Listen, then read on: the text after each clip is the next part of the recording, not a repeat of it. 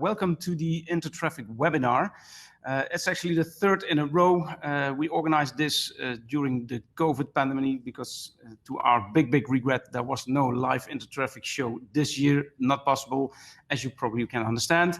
And ever since then, we try to at least fulfill the mission of Intertraffic, which is speeding up the mobility transition in a somewhat alternative way. So glad that lots of you join us here. As I said, it's the third in a row. The first one was rather on all the effects that we can see already in the traffic from the pandemic. The second one was more specifically on the traffic management, and this third one will be on parking. My name is Carlo van der Weijer. I am a member of the advisory board of Intertraffic, so I'm happy to be asked to be your moderator for the third time. And yeah, today, as I said, we'll be talking about parking. There are going to be three distinguished gentlemen knowing much more about parking than myself that we are going to have interviews with. But yeah, parking is, a lot of people say, okay, parking hasn't changed a lot during this times, but it's actually also with unprecedented situation. There's a lot of governmental regulations popping up in order to make sure that parking can be done contactless, but you also see that the curb sites are used for all other kind of stuff at this moment than for parking on itself. Of course, traffic hadn't gone down quite drastically, but it's coming up back now. So there's a lot of temporary situations, but also some of these situations might change for a longer time. So is it here just for a temporary thing? Is it here to stay? And that's what we're going to discuss on this webinar. So actually, we have three speakers. The first one will be Julian Kelly. He's from the British Parking Association. Then after that, we're heading over to Austria, where Julian Schneeberger, Florian Schneeberger from SKIDATA will be talking to us. And third is Ben Boutcher-West from Appyway. Before I'm going to introduce you to these gentlemen, we always have a few questions to ask to you. First, we want to know a little bit who is in the audience at this moment, that we know how the distribution this time is. So it's a little bit a question on yourself. So if you please can indicate here for what kind of organization you work for, then we have this information also in our database. I'm going to do myself as well. So I pick research here because my main function is working at a university. So I'm also speaking now from my new artificial intelligence lab that I'm heading here at Eindhoven University. So that's research, but probably if we look at the results, most of you are from a more distributed background. So if you can see the results. You're thanked. So half you voted. And for some reason, I really don't understand what's here. So that, okay. Oh, it's below. Sorry, I had to scroll down. Sorry, my technical fault here. So okay, so most of you are from industry, so that's a good thing. It's if you're from the parking industry, that's going to be a lot of interesting information popping up in the preparation. I already heard a lot of things passing by that I even wasn't aware about.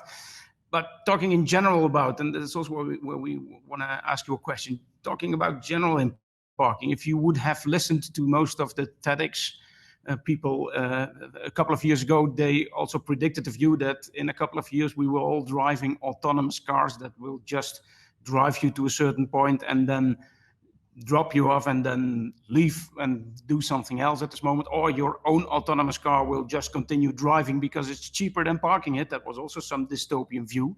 So a lot of people say we don't need parking places anymore.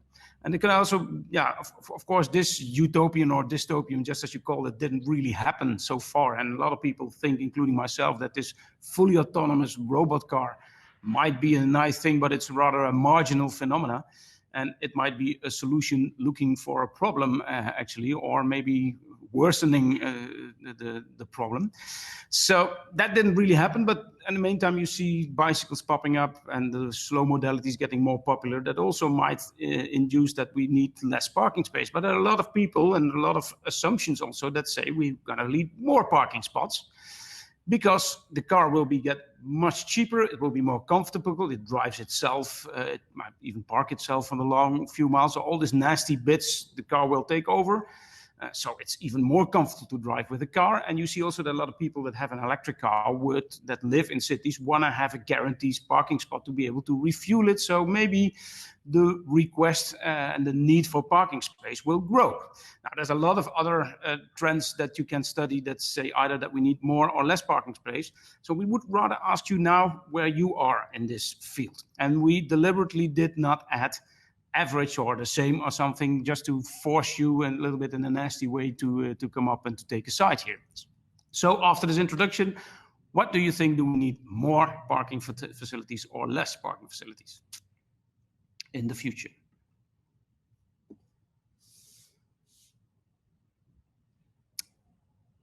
Okay, and we're gonna submit it. So if we please can see the results of this one.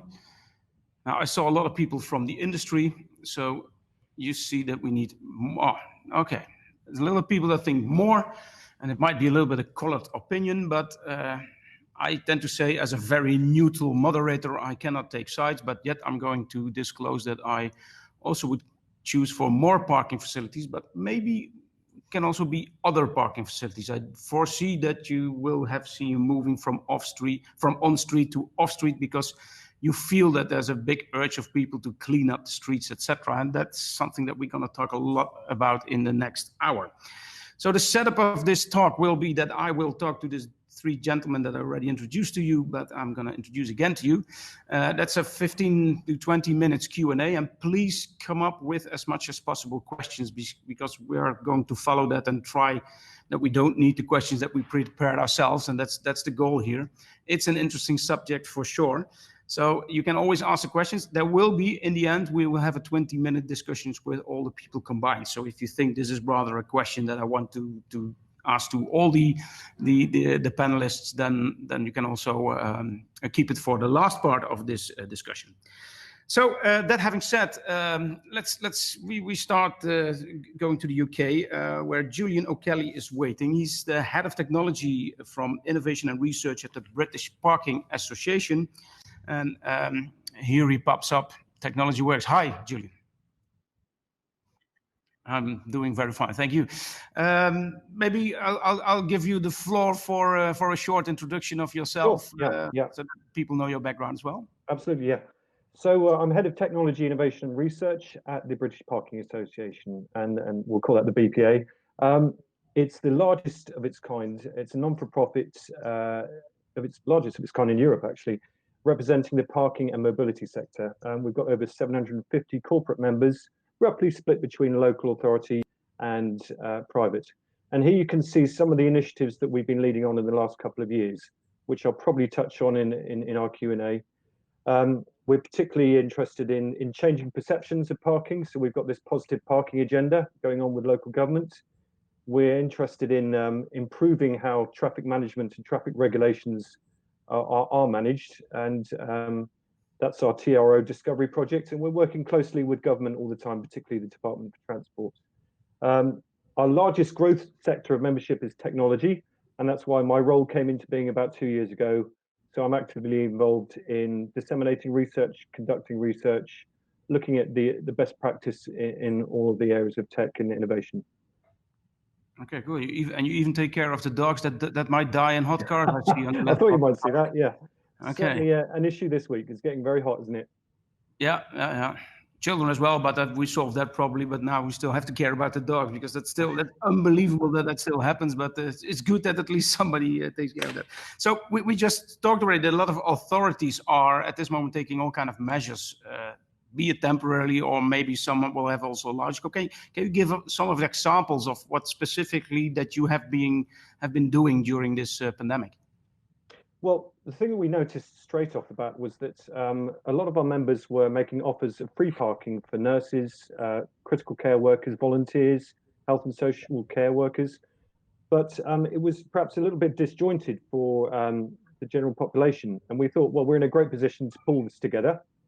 So we got some of our more prominent app developer members, Just Park and Your Parking Space, to work together with Parkopedia, which I'm sure you're all familiar with around the world. They've got this wonderful search facility. And we developed a landing page that gave people information about free parking.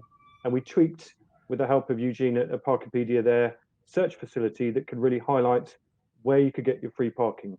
So that was the first step towards really trying to improve the lot of those important people doing these important jobs.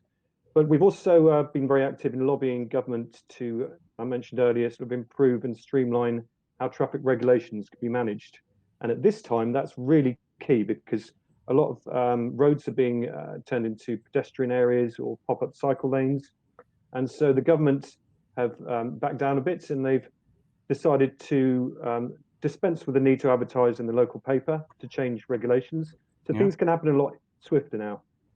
So there's a couple of examples of how we are working specifically, but the government has already seen the opportunity to improve congestion and green transport, and they are funding many local authorities to set up temporary, for the moment, measures like pop-up cycle lanes, pedestrianisation, and so on.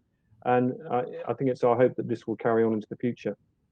Now, what I always wondered is this, that normally governments are not well known of their very quick reaction and agility, with all respect, of course, because, and it's not personally, I know how difficult it is to just change a rule.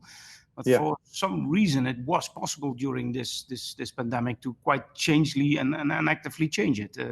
What is this also a learning how to change rules for the better in a quicker way? Yeah, I think so. I think a wise man once said, "Never waste a crisis," and we certainly see that with this green recovery plan. And I think the UK perhaps isn't like other countries, maybe like the Netherlands or Denmark, where cycling, for example, is in the DNA. Yeah. So it might be a struggle in some areas to change to this active modes of travel, but I think with the momentum that everything is happening at the moment, how we get from A to B in the future will certainly be the changes that were happening already will be accelerated by what the government are doing and human behavior that's just changing. Okay, I can give you some hope, because if you look at pictures from the Netherlands has been seen as a bicycle country. If you look at pictures of 40 years ago, you will see Amsterdam, it's completely filled with cars. All the terraces where you sit now used to be car parking spaces, etc. So we had it was a difficult process, but we can share some experience there as well.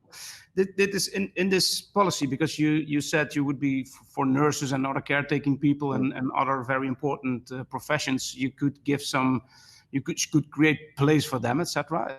Is there also different from city, for instance? There's a lot of people living there, but also a lot of people visiting there. And is there any change in policy towards these two groups?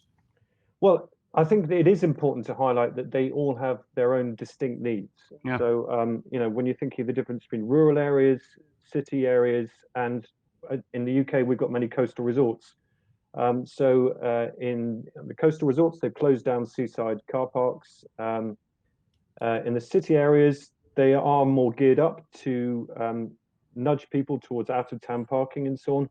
And perhaps the smaller rural areas might struggle because they don't have that ability to model and the ICT structure to really help the driver know about these changes. So what we've done at the BPA is we've set up task groups for each of these groups. They can meet on a regular Zoom, share best practice, have informal chats, and we've also set up community online groups so that they can send links and learn from each other. Because that's really the role of an organisation like the BPA is to bring together all of this working that can often be a bit disjointed unless someone coordinates it. Yeah, because it's difficult. I have to make a technical remark in between, because some people have some trouble understanding you and not understanding me. And then, again, that's not personal, but that probably might have to do if you use Internet Explorer. You can. Nope, I'm on Chrome. Yeah, it's not your problem. But people that are listening at this moment, sorry. Internet Explorer might experience some problems. If you use Firefox or especially Chrome, this apparently doesn't burn up. So if you can switch to that for people that do not understand you but do understand that might be the problem. So okay, so that might help. What you just said is that this is a very difficult play between all kind of actors. So it's per definition a public-private partnership or something that you have to solve this. And of course, the stakes for the different people are totally different. When your parking garage is rather empty, you want to have measures in order to get it as full as possible. But other people just want it to have empty in order to have other functions. And you were in the middle of this kind of I don't want to say a fight, but it is at least a dilemma. Sure. Can you share some of the experience how people can make a next step in such a difficult situation? Well, I think you have to think about where we are at the moment. We've gone out in most European countries from that intense period of lockdown to easing out of it. And in many ways, it's easier to turn everything off than it is to ease out of the situation we're in. So we've developed guidelines for local authorities, which I'd imagine anyone could access if they go to the BPA website. It's a downloadable PDF. It has risk assessment templates, so you can, work out all the measures you need to put in place for social distancing, for example. We've got templates for signs that people can stick up for social distancing, and general tips like think about where your pinch points are in a town. Maybe that's where you want to start your enforcement, so that the really dodgy, obstructive parking is eradicated in the areas where it matters. Perhaps don't throw in PCN or your sort of penalty charges straight away.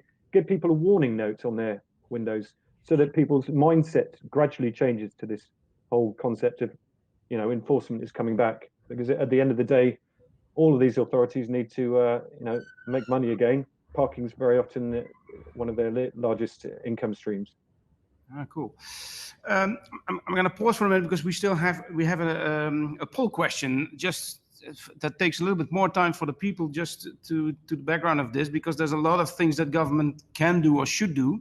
And we have 5 different options on this poll question number 3. If I ask technology to pop up the poll question number 3, which says, to which of the following parking measures should local authorities give priority? And again, we are going to be a little bit nasty because probably you find them all important and you would like to pick maybe 2 or 3, but yet we're going to force you to just choose one. So I'll give you a little time. I'll give you 30 seconds to the people that what, in your opinion, is one of the most important things that the local authorities having trouble in trying to prioritize everything, but what you think would do to them. It's a bit of read, so I'll give you 30 seconds for this and I'll be back to you after that. But if you please can, and everybody just read this through and pick your favorite.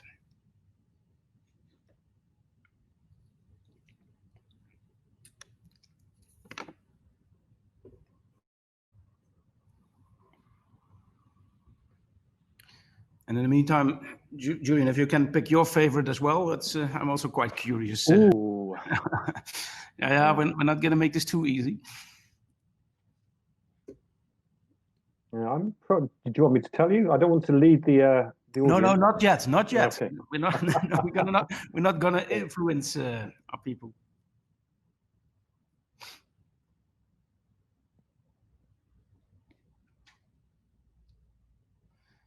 So I think this should be enough time. So I'm going to submit. If we can have a look at the results.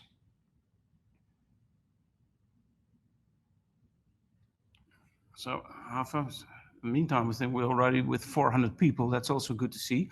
This is a very well distributed thing. So everything is important. That might be the first one. Apart from the free parking services, although still 18 people thought of that one. But yeah, Julian, can you now share what you would have filled in? Or well, I think again, given the time that we're moving into this easing out of lockdown, it's encouraging people to get back and get into their towns and cities. And the first option, looking at providing enough space and encouraging people to get out there and spend money in their towns. Yeah, for local business support. That's a good one. But again, it is nice to see that apparently the 5 things that we've come up with have a very distributed interest. So they're all important, and that also gives the idea of that's actually the proof that it's quite important what's happening on the parking side. Yeah, absolutely. So this maybe what you just tell about these templates and all the things and the good practices that you showed off. Is this actually publicly available? Because I think there's a big interest from the audience in order to. Yeah, I've noticed. Okay, so I would say the majority of things on our website are open for the general public, but there is some bits of information that you'd have to be a member to access. So, for example, we've got our own range of webinars that have been looking at operational issues and horizon scanning for the future of parking. For those webinars, you'd need to be members of the BPA. and there's various different rates depending on your parking income. But then there are some things that are downloadable, and you can see the current issue of our Journal Parking News, which talks about a lot of these things. But I'm happy to take inquiries via the website. Just mention my name. I might regret saying that, given that so many hundreds of viewers today. But the website is bpa.co.uk, or is it just a wrong guess? Just type in British Parking Association on Google. It'll get you there. And you'll find it. Rather than give you the wrong URL. Okay. That should not be too difficult, and if people can access to that one, that's just a filter of you being a little bit intelligent in order to get access to it. Yeah. So maybe you have a good overview of what's happening in the UK. You of course also know your friends from other countries. Have you seen any kind of impressing ideas from other countries that you like to share with us? Certainly, yeah. I mean, plugging the old webinar again, we did one recently looking at parking across the water, and we had a chap from Conduit give the American perspective, and we have Ivo from Polis, who gave us more of a European perspective, and we had Rasmus, who heads up Brintex, who do our own big ParkX conference, giving us the Danish perspective, and they all have really interesting insights. Let me just pick a few. In Denmark, very sensible idea, perhaps not every country sort of, staggering school start times and staggering work start times. So the whole issue of social distancing and congestion, whether it's public transport or any other way of getting to school, is really ameliorated by this staggering.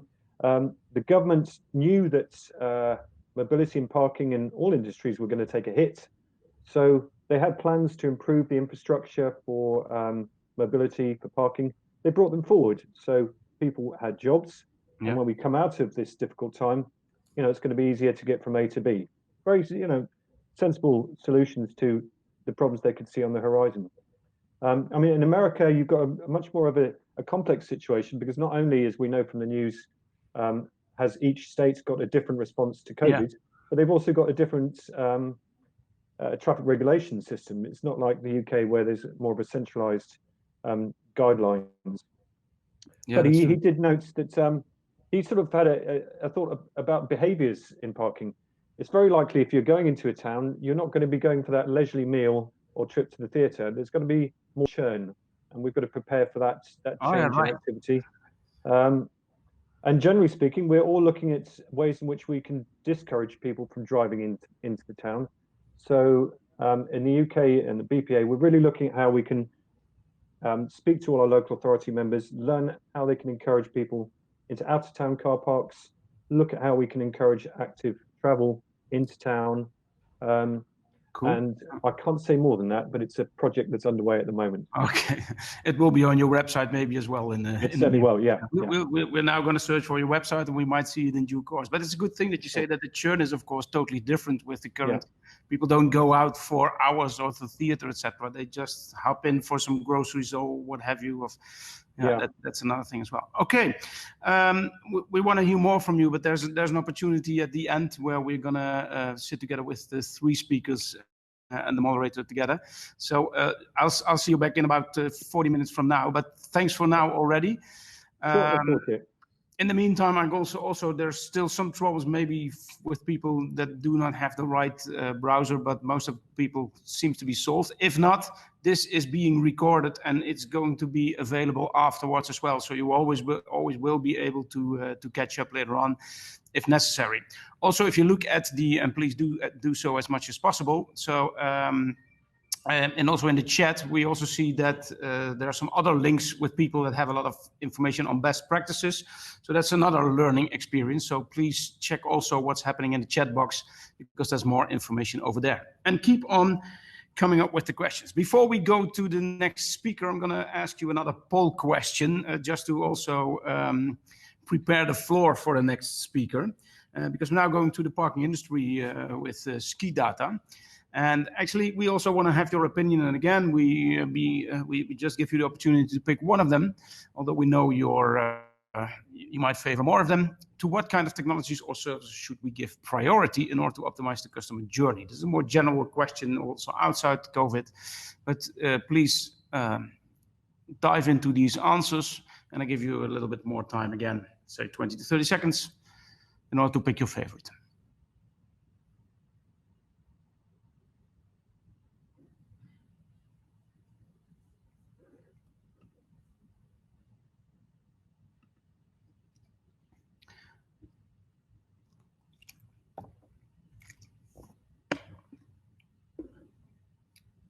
So as your neutral moderator, I also picked my favorite, and I hope you did that as well.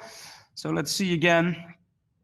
And if we again have such a distributed field as we just had, it's also somebody made the remark that yeah, if all the priority is right, then there's no priority, which is also a wise thing to say. And more or less here, two pop out. So we see accessible service providing real-time overview of available parking spaces and in-car information service on available parking space. Now, yet these two seem to be a little bit coupled, because you can have an in-car information, but there's no server providing the information. What good is that? And the other way around, if you would provide real-time overview and nobody uses in their car. So we might add up these one, but this is an interesting thing that we can also talk about with the next speaker, which is happy to use Florian Schneeberger. So let's move to the beautiful town of Salzburg, if I'm correct. Florian, who's there? I've been at SKIDATA. It's really located in one of the most perfect spots. So try to go there. And here we have Florian Schneeberger. Hello, Carlo. Thanks for having me. And he's from SKIDATA. Florian is the Vice President for the Business Line Management and Innovation at SKIDATA. Here we go. Hello, Florian. Hello, Carlo. Thanks for having me. I do recognize the room behind you, by the way. That's the demonstration room, isn't it? Exactly. You have been here, no? Before. Yeah. Your colleague Catherine gave me a fantastic show over there. I could advise it to anybody to try and hop by there when it's possible again. Yeah, actually, when we move out of the picture, yeah, exactly. So you see a little bit, you only see part of it at the moment, yeah, because of the camera setup, but of course, it's essentially our showroom where we show all our use cases. And to everybody who is watching, please feel welcome to join us here and visit us. I mean, it's not only the showroom here, but Salzburg is very beautiful. I know. It's a short introduction of yourself and SKIDATA, Florian. Absolutely, yeah. So I'm in charge of SKIDATA for marketing, product management, and innovation, so also the whole technical part. I presume SKIDATA is somewhat known. I mean, we are focusing on off-street parking. So we are the leading provider of parking revenue and access systems globally. We are active in 100 countries with 27 subsidiaries across the globe, about 1,600 employees. The name is actually a little bit misleading because skiing has nothing to do with parking, you might think, but actually there's a story behind, because we started here in Salzburg with providing access systems for skiing, and most of you probably know that as well from your holidays. But in the 90s, when we actually started connecting skiing resorts to enable pool calculations for pooling tickets, we saw that there's an opportunity in parking to do the same, to connect parking facilities. So this is where we entered parking, and in the meantime, parking is about almost 75% of our total revenue and our main activity, obviously globally, because the parking market is so much bigger than the mountain market, because there's still parking facilities being built, but there are not a lot of mountains being built anymore. So that's very one thing. And if you go to a mountain, you need also a parking spot. And if you to park somewhere, it's not always by going to ski, of course. But exactly. It's a nice story that you grew from the skiing, and apparently your name already gives a hint a little bit there. But it's also good that you stick to that, because it's a very big similarity there as well. Can you see what?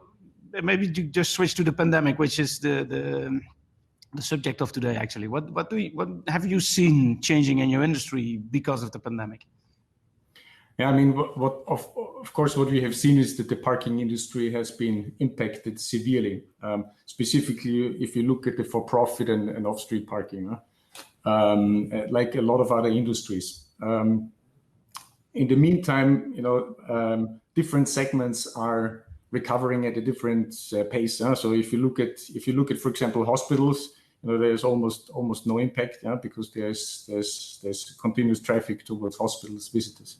On the other scale, you have airports, where everything related to travel, so hotels and airports, I mean, they will be, I mean, that recovery will take quite longer.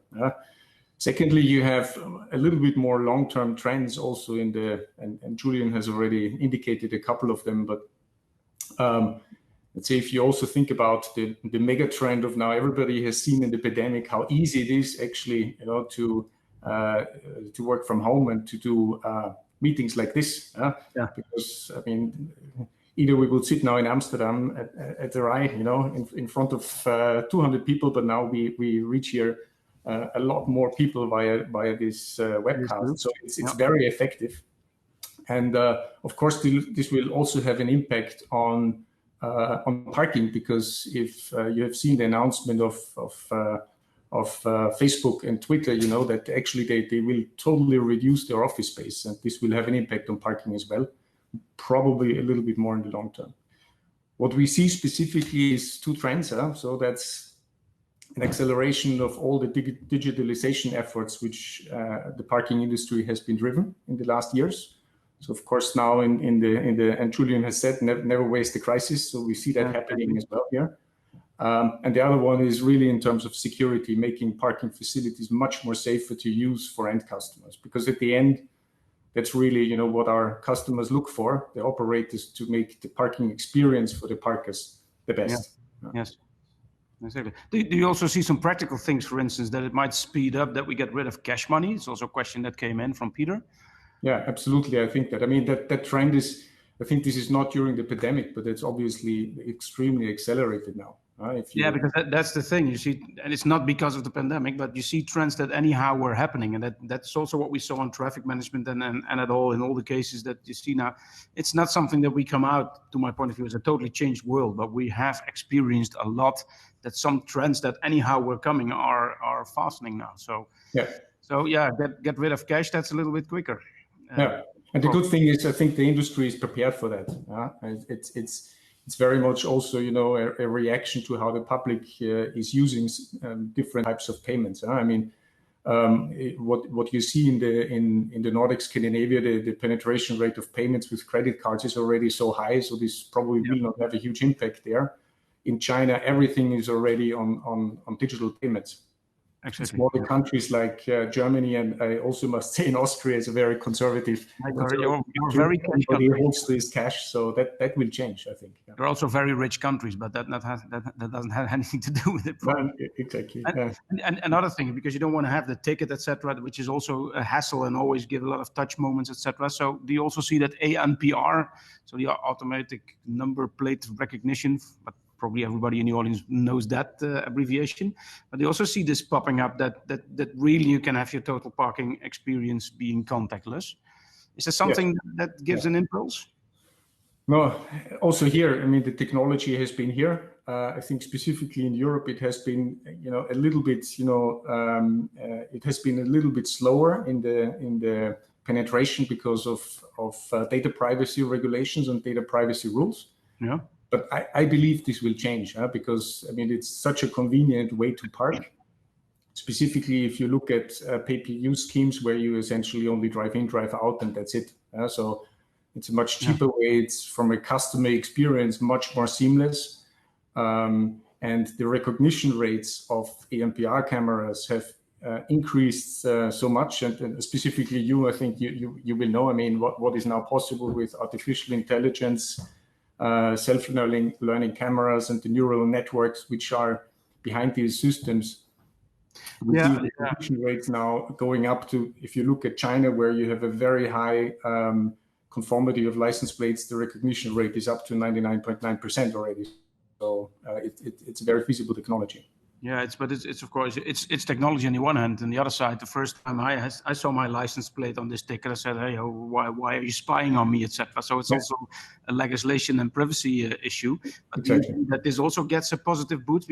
I got also the question from Ian there: that do all the countries here utilize the ANPR already widely, and do you have global legislation to use? And is this up to you, or are you just a follower there, or are you also pushing for this technology to go through? Well, I think it's a smart technology to use. So basically, we have it ready, and of course, I mean, we all the systems the whole industry is deploying, and here I'm not speaking for SKIDATA, but for everybody, I mean, we need to make the systems compliant to the local regulations. It's not up to us to define the local regulations. So here, I think we can get a little bit help from the parking associations, and referring now to Julian also, and thank you for your help, what your organizations are doing to make parking much more, affordable, but also seamless for the end customer. In general, the systems are completely compliant, but of course it depends, the application depends on country by country. That's true. And which is also brought up, and there's a question that I had as well, but it's also brought up by Mark here in the chat. But this responsibility for the payment is something that everybody is looking at and wanting to have on their own, because they think they can make the margin on that point. But this is a big fight that probably is a different fight in any country and with any other legislation. But who do you think in the end will be responsible for the payment? Is that something for SKIDATA, or is this something for the governments? Or is there a big platform popping up and taking everything over? Well, I personally don't believe in the one single big platform, because I think the markets will regulate that. It's more about a much better interface between different platforms which are existing, because nobody is alone in this world.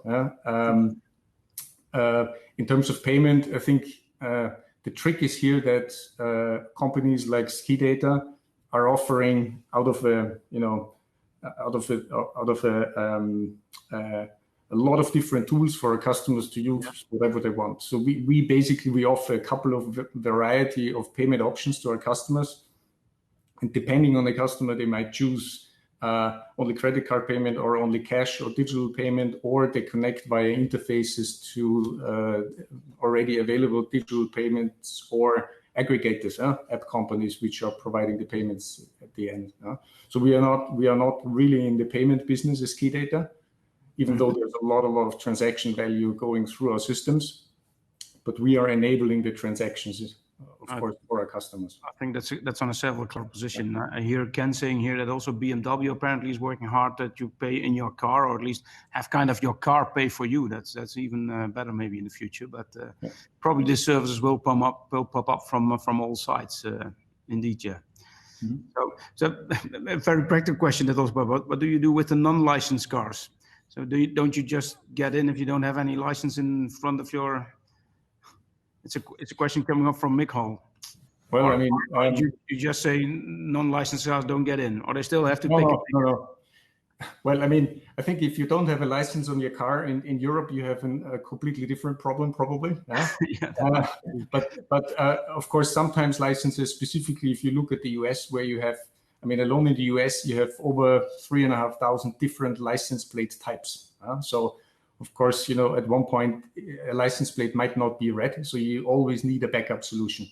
So if the license plate is not being read, either you can pull a ticket still, or actually you do the license plate correction in the background. So if it's not read, in the background, our systems can provide, identifiers that at least you can identify the car going in and going out.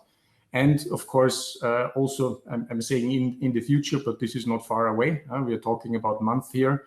It will be more about a fingerprinting technology. So actually that you take an image of the car, connect it with the license plate, the color, the type, and the make of the car, and match it to the car which is leaving. So you might at the end not even use the license plate alone to make a unique match between the exit and the entry of the car. Okay, maybe jump back to Corona, which is actually kind of the subject at this moment, because you also defined yourself some Corona-proof parking, as you called it yourself. I saw you had an overview of that, and I think technology also have this. So if we can make this available, maybe it's good that you elaborate a little bit on your type of Corona-proof parking. Mm-hmm. Yeah, absolutely. Yeah. So thanks for the slide. So.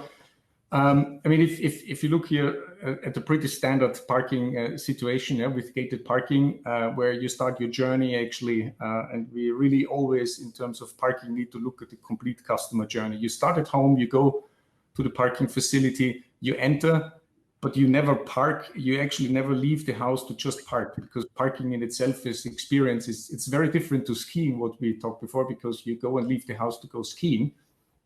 But you actually go and leave the house to go a trip or go to a restaurant or go to a hotel, and then you come back and then you exit again. So there are two things in terms of Corona crisis which we are looking at. One are technologies which make it safer to park, and the other one are technologies which drive demand and occupancy. So if you look at the first ones, so I think what all of you have already seen maybe on LinkedIn and other presentations is, I mean, the first entry point you have in a garage is the column where you get your ticket and you need to press a button. That I think will all be changed to different technologies like radar or ultrasonic or infrared buttons that you just wave to get your ticket. So that's the first thing, because we know that the virus is actually adhering to certain substances better, and metal is one which might be dangerous. And then for the second part, actually for the payment, that's the second part actually where you go and touch something in a parking garage, is you touch the money and you touch the touch screen of the payment device. We are transitioned that now to mobile phone, and not actually that you need to download an app, but essentially what you can. It's a little bit small here, and maybe you can see it a little bit on the number 2. You just scan your parking ticket and you get your rate, and you press pay on PayPal or Google Pay or Apple Pay, and you can pay directly, and you don't even need to download an app, which makes the payment process much more seamless, and you actually don't need to touch anything of the parking facility. Number 3 is the whole management of the parking garage, because in parking we always think about the end customer, but we also need to think about the operators managing the parking garages. So the less staff you have and the less actually staff needs to be in the parking garage, and touch devices and walk around, the better. So remote management of parking garages, being it in control and monitoring, but also in terms of analytics, what's going on in your parking garage in terms of occupancy, and actually knowing who is parking, I think will become much more important in the future. Which leads me actually to the demand increase part. So number 4, we talked about, and Julian has mentioned that in terms of pre-booking and occupancy increase. It's obviously important that every operator of a parking garage needs to manage their inventory and their pricing and the different product portfolio he can offer. And you need to make that product portfolio heard by your customers. So basically, that's why we think e-commerce and specifically interfaces to different booking tools. For example, I mean, if you go on a trip and book your plane, you want to book your parking facility immediately, or if you book a restaurant, you want to book the late night fee in the parking garage adjacent to that. So here, interfaces to the booking systems will become much more important, I believe. So that's in general a little bit the landscape. But then you have asked me before about ANPR solutions, and the last step actually here, and this is really starting now we can see in the Nordics, are complete free flow solutions, where actually you get rid of the main infrastructure in a parking garage from a hardware facility. Yeah. But you only have ANPR cameras, and what you see here is, and that is then very important, we call it the dashboard, a very large screen. And Julian has also said that, screens to inform customers will become extremely important also from the experience point of view. You drive in, you drive out, and you can either register before via the e-commerce platform with your credit card and name, and the parking tariff will be charged, or actually you can also pay later. Via an app. The important thing here is that you can actually switch your facility back and forth as you like.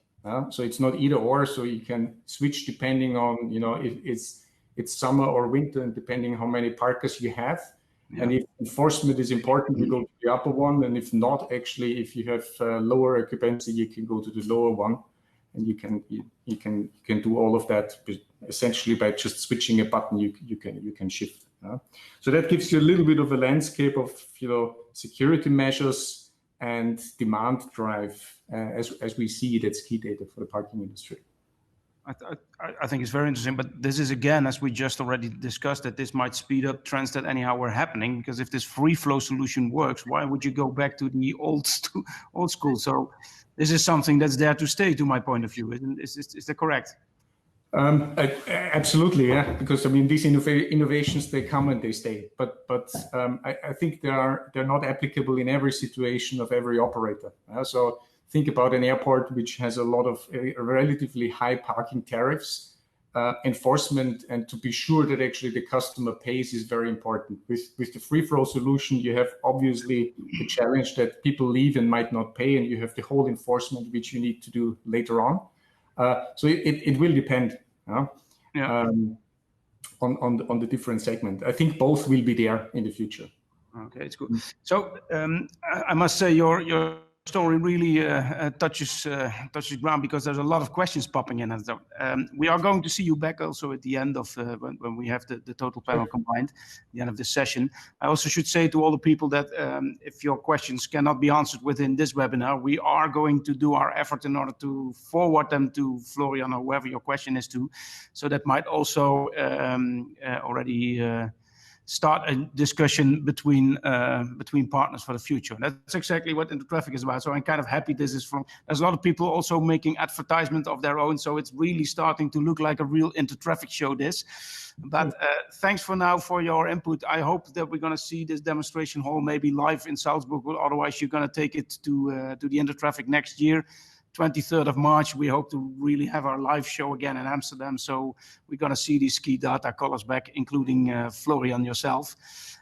See you back in about 20 minutes. Thanks for now, which gives us the opportunity to also go to the last of our three speakers.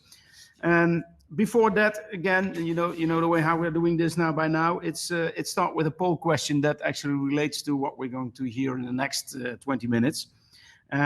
Because we're going to talk now about curbside management, and curbside, of course, it's the part of the street where used to be cars, or there used to be nothing actually when there were no cars. It was used for walking or whatever, of what a city is about. And then we start parking cars at the curbside, and now we do that less. But there's a lot of other stuff that also happens on the curbside that needs to be managed. So that's curbside management. That's what we're going to talk about for the next 20 minutes. But before that, I just want to get your opinion on which of the four things that you see here that you think is most important and most attractive. So I'll give you another 20 seconds, and I'll take some water here to keep on talking.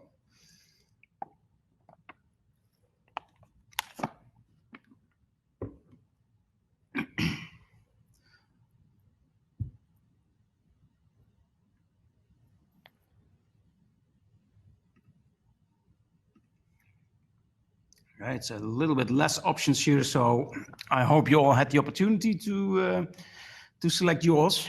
And I'm asking the technology in Amsterdam to forward what's happening, and it all works. Here you go.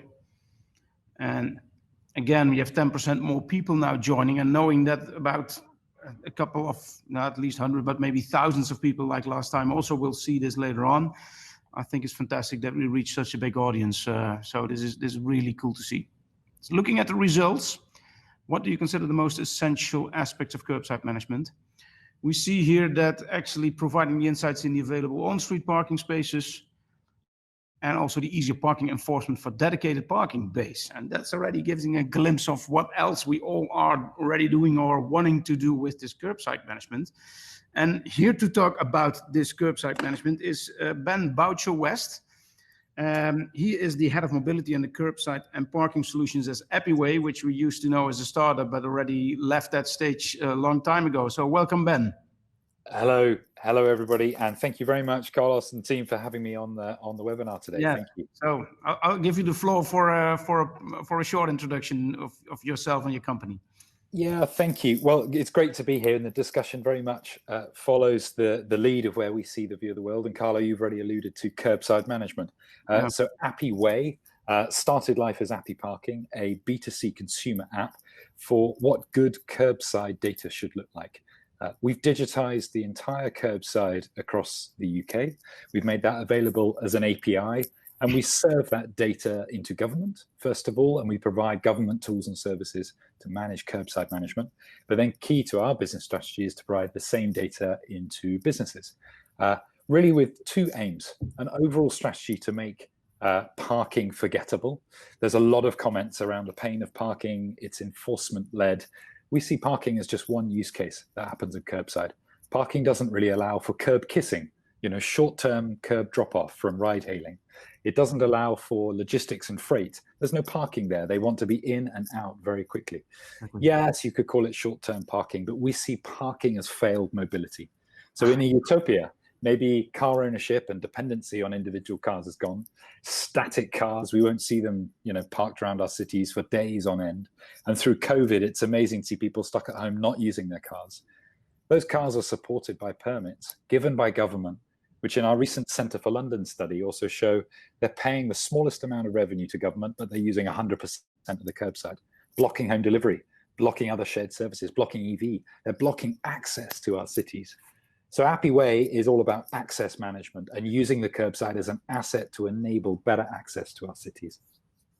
Yeah, exactly. So before we talk deeper on the parking and the curbside management, we already a short pre-discussion. And what I liked about you coming from a startup being now a scale-up, I have experienced some of that as well, working for TomTom, for instance, where I spent a big part of my career, but now also working with all the student teams that starting up businesses like rabbits. But can you share some of this experience that you told before? You have a slide on this to my information.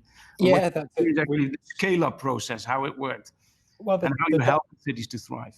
Yeah, so the team is 60 people, founded by Dan Hubert, our original founder. And Dan started life on this journey by getting a parking ticket. He used the government-backed local app.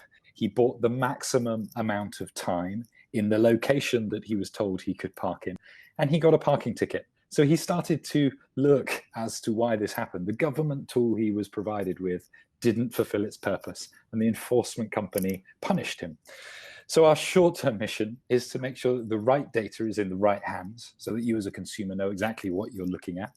And this includes the need to move away from confusing signage, complex time of day restrictions. And it really is a global problem. I work in parking. I was recently in Stockholm enjoying free-floating zone access and confused by a sign, I got a parking ticket. So how do we make this more of a consumer experience, more of a consumer journey? Some of us in the industry pretend to understand it. For the average consumer moving in our cities, especially when you travel as a tourist or arrive at the end of your journey and treat parking as a surprise event, it's very, very complex to understand. So the short term was to work within the parking sector, build a consumer app, really understand the process, the partners, the stakeholders, the legality, and also very importantly, the politics around it.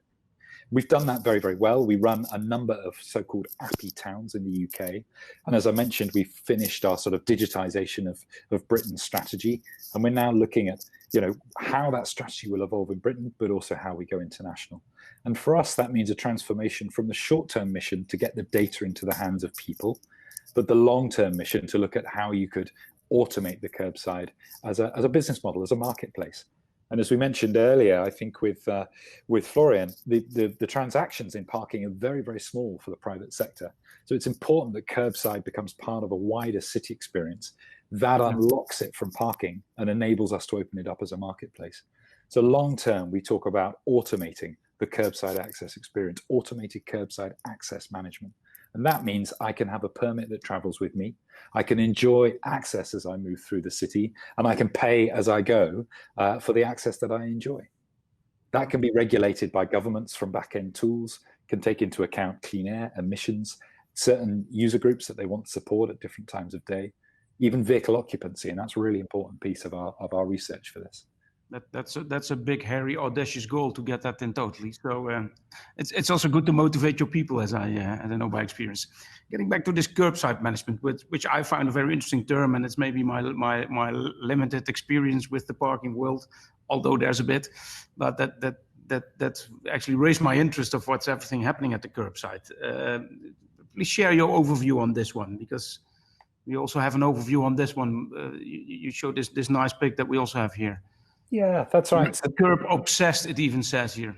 Yes, that's right. So how do we start, this mission, this automation piece? For us, it's to dial back on what parking is trying to achieve. And in our view, you're really back to, your business studies, elementary school around supply and demand. And if you can harness both the supply and demand on a single platform, with multiple partners providing, we're not talking about exclusivity, but a single digital conduit backed by government. Our view is that would be hosted by government. They own their physical curbside. It's right they should own their digital curbside. But once you've got that platform, you can start to play within these criteria by way of a marketplace. And there could be social elements. You could look at the revenue. Key is to strip back some of the enforcement and how we might make parking a positive experience, a carrot, rather than a stick experience done through penalties and fines. But for us, really, it's to understand how we can enable each of these factors within a supply and demand problem and turn it into much more of a marketplace. And as I mentioned, that includes a whole range of use cases that the curbside currently isn't geared up to support. And we were talking with Julian offline, but we don't think it's evidence of correct parking that through COVID, local authorities responded just by going to free parking. We'll release control, we'll open it to market forces, and we will not charge for parking. That's hit their revenue hugely. This is the same revenue that pays for infrastructure, pays for street lighting, all of these things. Just going free, we think is an underestimation of the opportunity or an undervaluation of how curbside should be used. And to be clear, through COVID, curbside wasn't empty. It was more congested than ever. Home delivery, all of the services that we've seen. With other things than before, yeah, that's the thing. But exactly. As you said, there's a problem to be solved, and that's mostly how innovation started. That it itches somewhere or something hurts them, and parking is a very negative experience on itself of finding a parking spot. There's a famous Dutch writer who once said that the most most frustrating thing about mobility is that when you want to move, you're being parked in a traffic jam, and as soon as you want to be parked, you're constantly moving. You're just moving, looking for a parking spot. So it's the total other way around of what we want. So yes, there's a problem to be solved, and that's the good feeding ground for startups as yourself. But so it's about transforming this curb into a valuable, dynamic kind of commodity, so it has to improve for residents as well. During the COVID, is there specific things that you saw happening? What are the most striking things that you saw happening actually that changed the vision on curbsides with people? Yeah, so I think for us, and I've sort of touched on them, but there's two key elements. First of all is a lot of local authorities' response to suspend the charging or the payment of parking at the detriment to their own revenue model, which now, with EV, the dawn of mass penetration of EV has really hit revenue, has hit government bank accounts hard. But the other side is, some of our fleet and logistics partners have had their best Q1 and Q2 ever. I'm talking sort of up 700% on home delivery, right first time delivery. Everyone is at home receiving parcels. And yet they've had to double park. They've had to stop on, in the UK, double yellow lines. Because the cars were there just parked doing nothing, not being used. Yeah, and the few loading bays that are available are not enough to commit the huge number of vans trying to deliver service. And we've even had nurses trying to deliver care at home, saying, "Hey, there is no provision here. I can't use the free disabled bay. The car club bay is empty. I can't use it because the traffic regulation order is very segregated. There's no dynamicism within. So why couldn't a nurse have access to greater permits at those particular times? And maybe her registration plate looks like a car club play." But you make it sound quite easily that this is solvable, or am I a little bit too optimistic about your? We're on a journey, and it begins with the penetration of digital services. It begins with how connected up is a city. It begins with how do you not create sort of exclusivity? This isn't a premium for those who can pay. This needs to be access for all. So it's really accommodating some of those social factors within a city. We believe that is all, well and easily accommodated within digital infrastructure. We also believe there's a role where you don't need a smartphone to engage with these. And that's why we issue these little tiles, these location tiles. You can set up an account online. You can even set up an account with your local authority through part of your benefits package. maybe even through your work, and have an account in the same way that you may drive a company car, have a fuel card. Yeah. There's a whole B2B play around tokenization of curbside. Yeah, exactly. We got a question in from Nur, and she asks, how can we overcome the confusing curbside rules problems, because of every country has a different rules and regulations? I want to extend that question because it's even that some cities or villages even have different rules and regulations. Do you see a role of yourself in these kind of applications for that? Yes, and it's vital. We're huge supporters, and also the work Julian has been doing with the BPA and the Alliance of Parking Data Standards. Our data hub, we've got the controlled parking zone for all of Britain. That's the first time that's been hosted in one API for every kilometre of controlled parking zone. We think this is an asset that all governments should have for their nation, for their locality, for their village. But it should be built in a standardised way that the private sector can ingest it on a common format. And that's exactly what the Alliance of Parking Data Standards, the International Parking Alliance, all of these entities are now pushing for. It's built into our sort of core thinking. It's something we support. It's why we give a lot of data to these communities to explore what the standards around good curbside management should look like. It's absolutely vital. If we don't crack that, we're blocking a huge amount of innovation. Yeah, that's another question that comes in. We hear now a lot of things popping up with mobility as a service, and of course you try to plan your bus trip and everything, but this could also be a feature in a mobility as a service system. Are you already linking up with these companies being active in that? Yeah, we certainly are. The maintenance of surveys, the maintenance of sort of infrastructure monitoring, real-time availability is something I'm sure as colleagues we all talk about. I get challenged all the time in public. Hey, I want to know, is it available? Then we talk quickly about booking. Key is, to us, is to enable local authorities to enter this discussion, have a role in this discussion technically, to be able to enable some of these things. And there's many partners that we work with to maintain some of those elements. Key is also the wallet. We are not a connected car wallet. We are working with partners to open up the marketplace to bring parking into a completely frictionless experience, as one of the questions alluded to earlier. We already talked with Florian on who is the wallet, because of course SKIDATA says we'd rather see ourselves as facilitators of the ones who do the payment, but this is the one that a lot of predators are looking for in order to catch that. But do you also see yourself rather as a provider, or can you also take the wallet function with your app?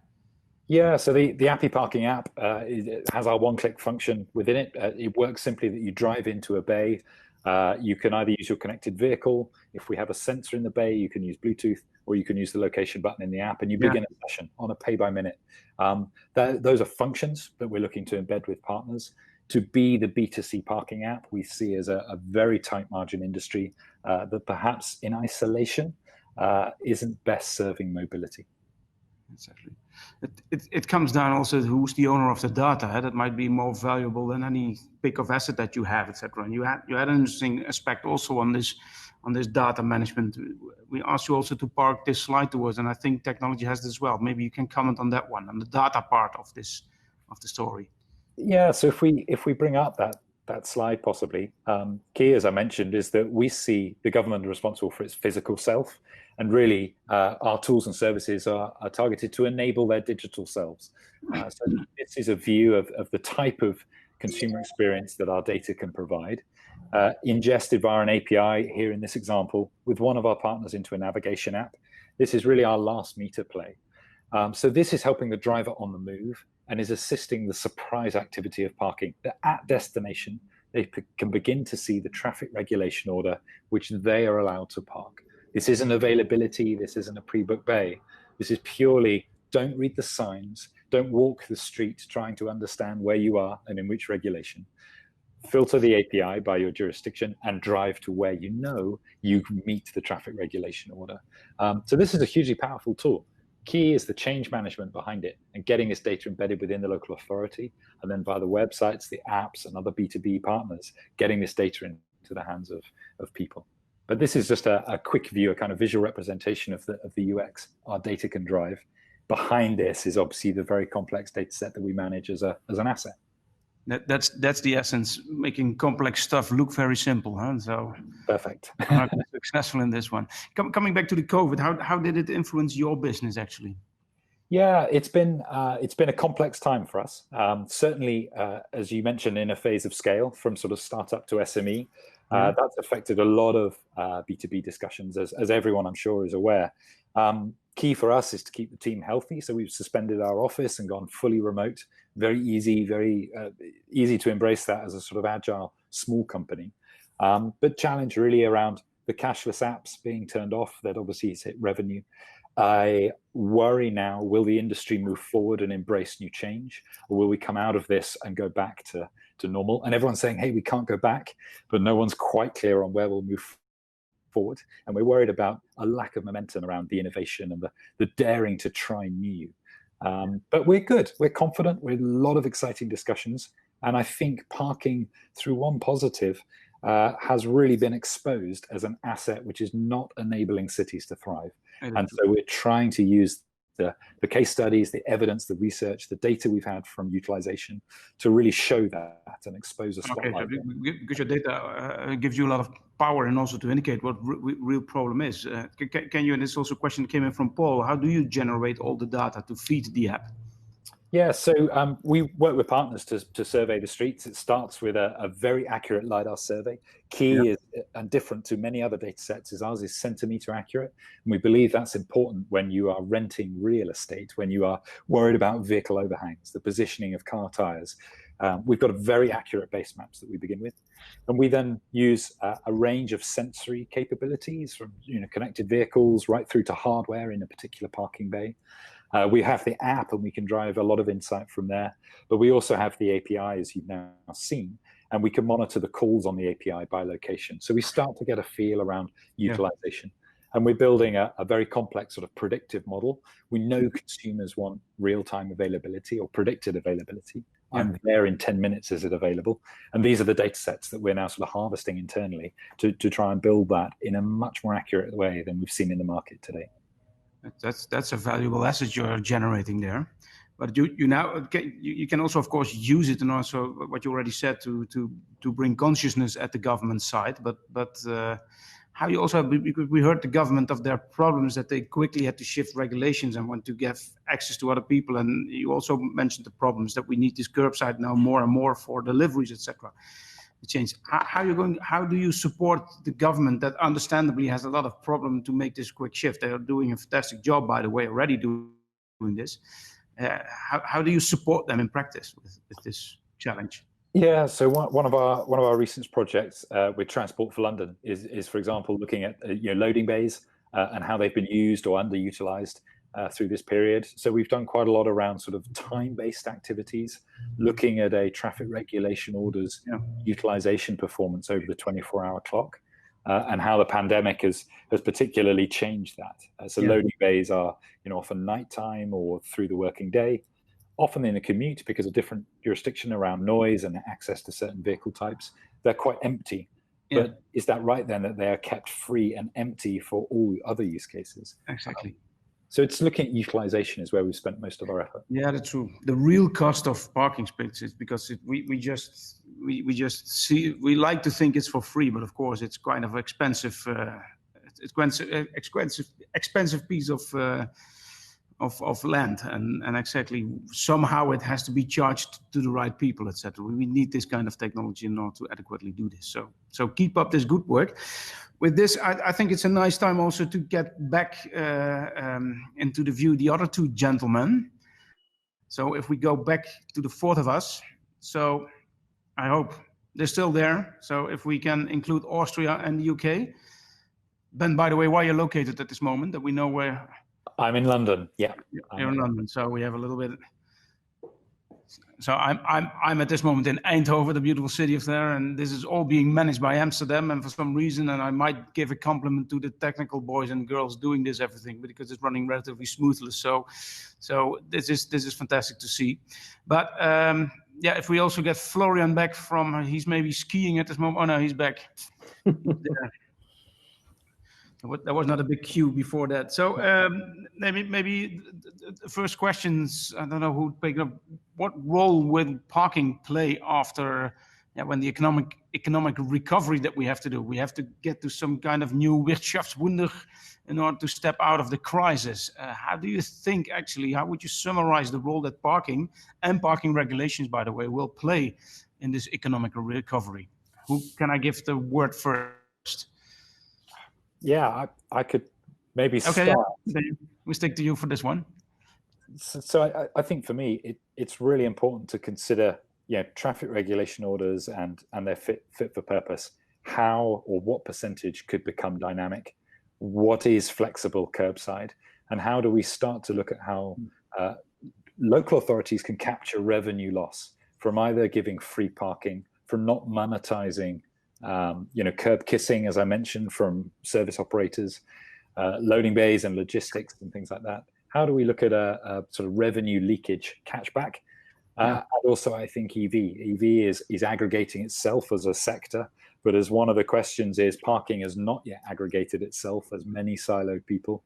So what is the government role to further improve the aggregation across all the different use cases at curbside? And I think Julian is doing a lot of work to begin that journey and lobby hard for this type of thinking. Yeah, if I could pick up from there, Ben, I think the government is saying use your car, don't use public transport. So it's bound to have a knock on parking. But what we're actively looking at in the BPA is how can the car park itself be a centre of innovation. We're working with Sussex University, and we're kind of reimagining the car parking space as a innovation junction. Your car goes there.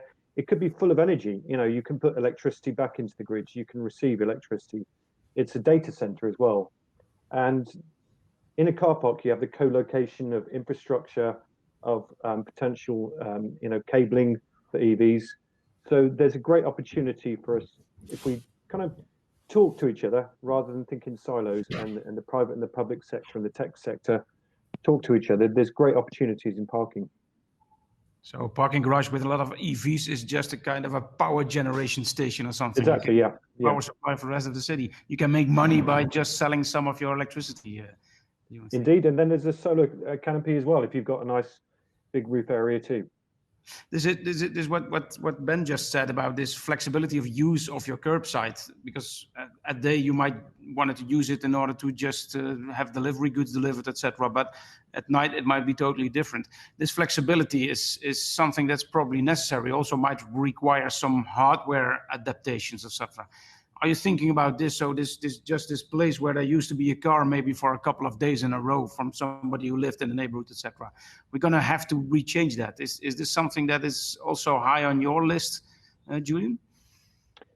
I think there's a lot to process in that question, but I think I covered a lot of the different changes depending on where you are in the country, and and I think the whole business of people working from home is really going to have an impact on residential parking. And we really have to rethink how we manage that as a consequence. Yeah. There are other movements that were afoot before COVID, like the increase in the use of car clubs and shared mobility. That might take a bit of a hit because maybe people don't want to share cars where someone else has sat previously. But I don't have the crystal ball. It might take a while for us to relax our minds as to how we've kind of been programmed to be thinking over the last few months. Yeah, the shared car is an interesting one because it dropped down because of the fear of contamination, but now it pops up to almost similar levels as before or even higher because people see it as a better alternative to public transport. So that's an interesting. Sure, yeah, it lies in the middle, doesn't it? Exactly what you said. A lot of people expect it, but it's popped back quite. So that's an interesting one to follow as well. This is all what we say about curbside is rather the on-street parking. On the other hand, which already, at least which I tend to predict, is that in due course people want actually to see this curbside rather being used for people and maybe for the more value-adding stuff like delivering goods or what have you, or picking up garbage, which is also a necessity.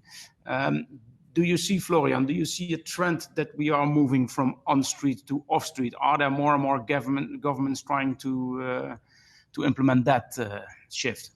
Yes, absolutely. Yeah, I mean, and personally, I first think it's a very good trend because I mean, it makes cities much more livable. It gives the space back to bikes and people walking on the streets, and there are fantastic solutions to actually. And I think in the past, and we've talked about the aggregation. I think in the past it was a very siloed approach, off street and on street. But at the end, it is a huge opportunity if, from a city perspective, you actually combine that. What we also do with the city of Amsterdam, not far away from you, where residents which have an on-street permit can in certain areas and times park for free off-street as well, or at reduced rates. And if you're very smart about that, you can very effectively manage your on-street parking and give that space back. So we see that happening. I mean, only here in Austria, we just have a huge discussion about closing the first district in Vienna to cars.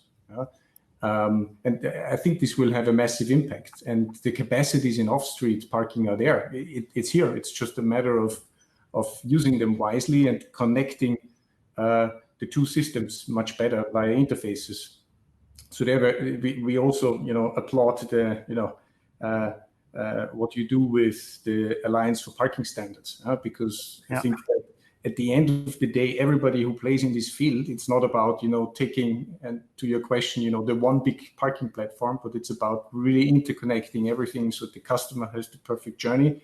And as a municipality, you can steer actually what happens with, not only with parking, but also with traffic, because I mean, if it has a huge influence actually on the amount of cars circling in your city. If you give very specific directive and incentives, monetary incentives also for people to park off street and not on street.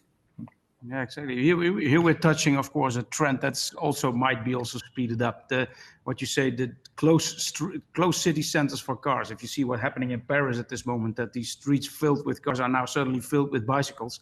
Who is wanting to have that back? But you have to do something with this car. That a lot of people still want cars. And you can say, okay, don't come to a city then, but that's maybe not the right way. So hide them might be the better option. But this is something that is also a trend that people, it needs courage to get all these centers clubbed down. But there's no way back. As soon as you have made this shift, or no way back, at least it's very hard for people to go back to the old situation. If you look at the pictures of Amsterdam 40 years ago filled with cars, nobody's wanting to go back to that. But as there's good examples in Groningen and but Ghent in Belgium recently, it's now also being more or less copied or also being done in Newcastle. So there's a lot of efforts where they just say no transfer traffic, but make some parking garages, but just a one-way street towards the parking garage. And all these things supports a better and a more sustainable city center. And that's actually the goal of all this kind of development. So maybe coming back to the pandemic, what can we learn from it when it comes to policy making? Because now all of a sudden in a couple of weeks, we could do things that we thought needed 5 years in processes. Can we use this agility of policy making? What's your point of that with all the help that these apps and also the companies that provide access, etc., can bring? If I could step in here, I think that one thing that we've learned at the BPA is this has really galvanized conversations between the public and the private sector and even the voluntary sector to think, well, how do we help the experience of the driving and the moving public, not just people driving cars, but cycling and so on. And being in lockdown, people have appreciated nature, clean air, lack of congestion. A lot of people don't want to lose that. And I think there is public will for a lot of policies to have more of an impact and more acceptance than would have been previously. So it's a great time for the BPA because we're a real place where we bring these people together to have these conversations. Any other insights on this one from Ben or Florian?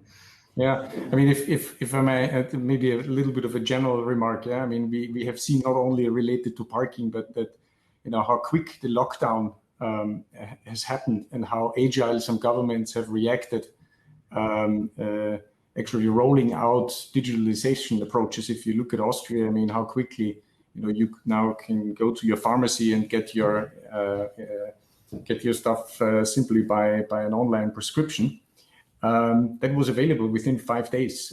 I mean, if you have kids at school, I don't know how this was in your countries, but how quick schools have shifted actually to online.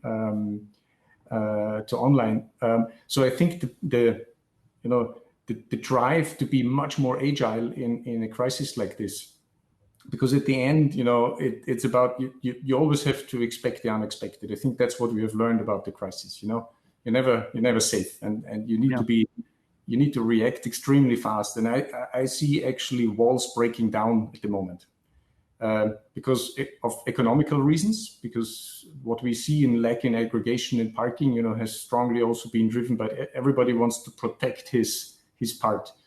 And also due to economical reasons, I think that is not happening anymore. So I think we need also in parking to move closer to each other and to break down these silos and to do the integrations.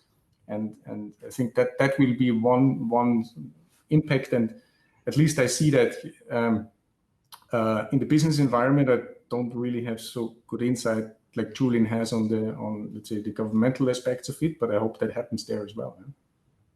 Yeah, okay. I think we have here now 3 of these silos combined, and they're all nodding yes. So this might lead to a speeding up of this thing. And again, I always say the mission of Intertraffic is speeding up the mobility transition, which I hope that is happening due to these kind of webinars that we're doing. Also, what I like, just as a side remark, is that I have a second eye here every now and then on the chat that's happening here, but there's already discussions going on over there with the questions, etc. That's exactly what normally happens in Intertraffic real life. So good that this is all happening. Maybe a side trend that may be a little bit less related to COVID, although a lot of people see that also coming up now faster. But you all touched a little bit on electric vehicles and the charging facilities, and even using big parking garages as big energy storage houses. Mm-hmm. What's happening there? I myself drive electrical now for almost 8 years already. I never leave my home, although I must say I can charge at home. I never go to a city where I just need to charge there. I always am sure that I can go up and down there, at least get to a fast charger again. So I do not really need a charging spot when I'm a visitor. Is this also your opinion that you should not rather concentrate on visitors, but rather the people that live there? And what kind of parking charges come from that? Maybe. Sure, Ben. Yeah, or Florian. So maybe from let's say the off-street perspective a bit. Yes, I think you're absolutely right. And the trend in EV in driving electric cars will continue. That's unaffected by the crisis. I think that will come. I think that's clear for everybody. It will drive a certain necessity to charge in off-street parking as well as on-street. Superchargers or whatever. This discussion. What we see is it's also segment specific. So if you're in a city and if you rent the parking spot in a city garage and you live in an apartment, you want to have electric charging in your garage. If you only park temporary, I agree with you. Charging at home is the much more convenient way. So I don't see it with short-term parking so much. Yeah. The other thing is airports, because typically depending on the battery, you actually need look at myself. If I drive with my electric vehicle here from Salzburg to Munich, I need to charge at Munich airport, and I need to be sure that I get a parking space with a free charger, not for the 8 hours I'm charging, but for 5 days while I'm gone. So that puts a certain difficult thing on the whole reservation and provision of EV charging in parkings, because it's still expensive. But I think it will come. It will be very selected use cases. But we are intensely looking at that space, because we think simply, you can calculate it, how many electric cars are coming to drive on the roads and how many parking spaces are there. You can pretty much easily calculate how much charging infrastructure there needs to be. The challenge today, however, which we see, is that parking facilities are typically not equipped to do that, because they typically have, you can do 2, 3, maximum 5, 22 charging facilities. But if you need to do 50, you need a cable like this in the parking garage. That's very expensive. So that's a challenge. Or a big diesel generator, but that's not really a good solution to solve this kind of problem. Yeah. And any short comments on the EVs from the other gentleman? I'd just say, if I may, I think we're touching on a really important point here, which is the blending of on and off street parking, and a little bit again around trip purpose and use case. So your ride-hailing fleets on the longer trips to the out-of-town airports need provision of charging to recharge and return, to capture demand.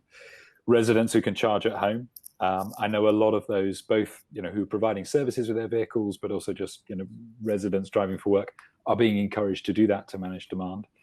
Really, we see ourselves at the kind of dawn of that, is to where do local authorities electrify and with what to support who. And this really is, again, back to sort of market forces around the access, the time of day, the type of charge that will be enabled. We don't think there's a silver bullet yet. We've been in many forums to discuss this point. We do think the blending of on and off street parking within that consumer experience does unlock a lot of opportunities, certainly to Florian's point, keeping on street free for the services, the more dynamic, the more short-term activities that help our cities really move, and using off street for longer term, but also often privately owned, a much bigger marketplace, a much bigger modal change point for other transport modes. There's more we can do with off street. Yeah, I think it's beyond doubt that there's going to be a shift from on the street to off street parking because of the pedestrianisation, the active travel element, but all of the other things we've been talking about. So in a car park, as I say, you've got this co-location, you've got infrastructure that's going in there. It is easier to set up faster charging in a car park than on the street for many reasons. So there is a big think piece for the parking sector to say, what are we going to do about this change in behaviours? What can we do? And some of the answers are there already. And Ben has nicely pointed to the Alliance for Parking Data Standards. That's a global standard that covers all aspects of parking and does have an aspect that covers the EV Charge Act, if you like. So it's time to think about collapsing parking with EV charging and thinking in one and the same. Yeah. If you have an app that provides parking, it should show you where the charging is, whether the charge point is being used, whether it's working, and you should be able to pay for it. And the technology is there. It's just a case of it getting to the stage where it's doable for everyone. So me as a customer for electric vehicle does recognize a lot what you're saying there. It's indeed the insecurities of going to an airport, all that kind of stuff. That's where we still need a solution. But a lot has been solved already, and I can assure that it is coming. I was very skeptical starting it, but it will come, and you will provide probably a solution again for that as well. We asked all three of you at the end of this webinar to come up with your famous last words or last insights, actually. So maybe a wrap-up question, but what do you see for the next few months? We hopefully will come out of this crisis. We have learned a lot during the crisis. What do you see as your biggest agenda point, your biggest challenge for the next month? And I will do this in order of speakers. So Julian. I think anyone who provides parking needs to think creatively about how they're going to respond to the challenges of COVID. And I think one thing we're going to see is people parking further out of town, more multimodal transport, more e-bikes, more e-cargo, more walking, more park and stride, park and ride. And it's a great time to start thinking, if you're a local authority, particularly provider, how do we facilitate that in a way that, helps the parking sector and helps the public at the same time. Okay, perfect. And they can find some tips and tricks on your website, British Parking Association. If you Google on it, you probably will find it. Also, please look at the chat. There's some other people also providing some lessons learned, and this is exactly what it comes about, where the Intertraffic is there for. So, thanks, Julian. Florian, Yeah. So from our side, it's really about because we are a service business, helping our customers to really get out of the crisis in the most effective and best way. Huh? Yeah. So we see at the moment a lot of customers actually using and using actually the crisis now, the necessary upgrades in digitalization in safety regulations for the car parks, and that's where we are to 150% focused on at the moment, to make that happen, to prepare everybody that once actually parking starts to increase, and I mean we see drastically increasing already since the lockdown, to be just better prepared after the crisis than they were before. It is. So we come out a bit better. Yeah, and that's cool to see. Ben, you're last. Yeah. I think in 2 months' time, what would I be proud to have achieved is using all the spotlight on curbside and parking as a response to COVID to get the data, the digital asset of curbside into the hands of as many people as we can. And this is the use cases, as Florian mentioned, kind of a service offering. So mobility as a service apps taking care of drivers as well through a parking experience. Looking at EV and making sure that we break down those silos across the sector. It would be, for me, data exchange and use cases, capturing all of the curbside use cases to take the learnings in front of a local authority. This would be really powerful. Okay, very cool. So thank you for this point. Everything that you said, we probably will hear again an update next year when we're all live at the event. And I hope to see you there and we can share a drink as a matter of appreciation, because it's really appreciated what you've done in all the preparation, etc. So you probably will be hearing, not live, but there's a virtual applause from about 600 people watching at this moment, and a couple of thousand that we know that still will look back to what we're doing now. Thanks so much. Next year, that's only actually 9 months, so we will have an update of everything that's happening there. But as you know, probably a lot can happen. Even people can be built in 9 months. So let's come back at the real Intertraffic again. See you there. Thanks very much for now. And with that, I also want to close, not before I have said that you can already register, as you can see here, for our next webinar, which is on the 14th of July. And that's rather on the speeding up of the sustainable mobility. Also, thanks to all the tech boys and girls, what I already said, because we had a smooth ride. Next year, the 23rd of March is already in your agenda when we're all going to see each other live. For now, thanks again for listening to us. All the questions that have been raised and we didn't have time for will be forwarded to the speakers, but they're also very happy to be linked with you on LinkedIn. And that's, of course, also another virtual way in order to exchange knowledge. And that's what Intertraffic is all about in order to speed up the mobility transition. Let's all go for that. Thank you very much.